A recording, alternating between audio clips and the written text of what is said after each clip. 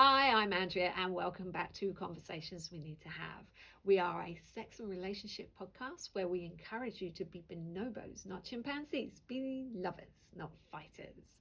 Today, we're talking about something that almost everyone does, but nobody ever talks about. We're talking about masturbation. Yep, we're going there, open, honest, and without shame. Because here's the truth, masturbation is completely normal and healthy part of human sexual development. And the more we normalize conversations like this, the healthier our relationships with our body can be. So let's break things down. At its core, masturbation is self-stimulation of your genitals or other sensitive areas of your body for sexual pleasure. It can involve your hands, your fingers, sex toys, or other objects. Some people stimulate internally, others externally, and some combine both. There's no single right way. It's personal, it's individual, and it looks different for everybody. You might stimulate your penis, vulva, clitoris, or anus. You might touch other erogenous zones like nipples or testicles. Some people use lubrication, lube, lube, lube. We do like wetter is better, remember, to reduce friction. Some use fantasy, erotic materials, or imagination to enhance arousal. And here's something important. Masturbation isn't just for single people. People in relationships masturbate too. It doesn't mean something is wrong. It doesn't mean your partner isn't enough. It's simply another way of experiencing pleasure and connection with your own body. It can be solo. It can even happen when your partner is present. It's normal across ages, genders, and relationship statuses. The health benefits. Yes, masturbation has been shown to have many health benefits. Studies show it can reduce stress, relieve tension, improve sleep, boost moods, increase focus, ease aches and pains, enhance your sex life, and help reduce anxiety and even symptoms of depression. And here's why. When you orgasm, your body releases hormones like dopamine, often called the feel-good hormone, and oxytocin, sometimes nicknamed the love hormone.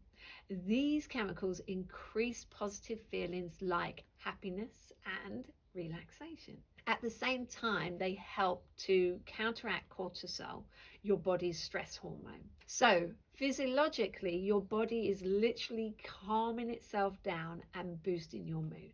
Also important, there is no risk of pregnancy with masturbation. And sexually transmitted infections are extremely rare unless toys are shared without proper cleaning. Clean your toys. That's the rule. Malmasturbation. One study indicates that men who ejaculate frequently might have a lower risk of prostate cancer.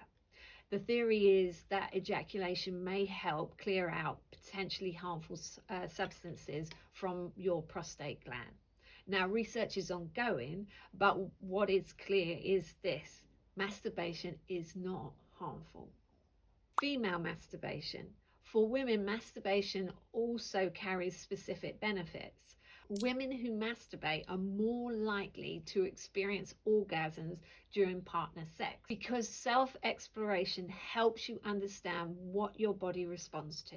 It also relieves menstrual cramps, reduces vagina dryness, especially later in life, decreases discomfort during intercourse.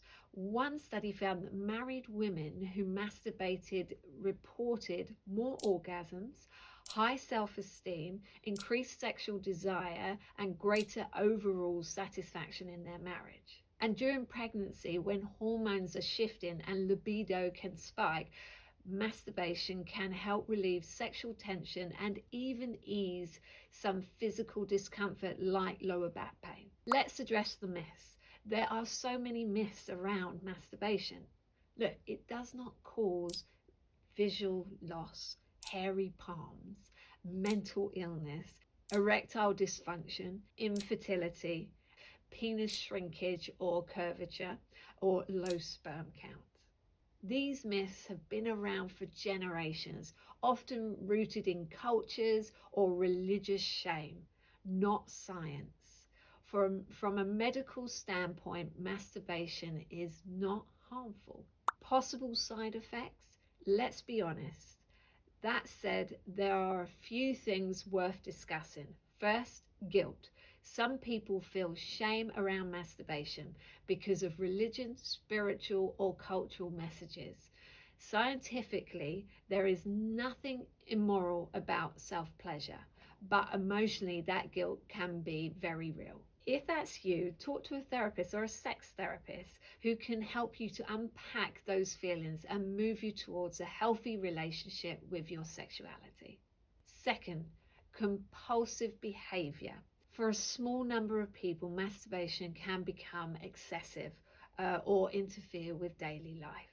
If you're skipping work, cancelling plans, or straining relationships because of it, it may be worth speaking with a counsellor. Therapy can help you to understand what's driving your behaviors and create balance. And finally, minor physical effects. If you are too rough or too frequent in a short period of time, you might experience temporary soreness, chafing, or mild swelling. That usually resolves within a day or two. If sensitivity decreases, sometimes changing technique or using different types of stimulation can help. The bottom line, masturbation is a natural, healthy way to explore your body and experience pleasure. It has a real mental and physical benefit. It doesn't cause the scary things you might have heard growing up, and it's nothing to be ashamed of. If you ever feel concerned, whether it's about guilt, frequency, or physical discomfort, you can talk to a healthcare provider.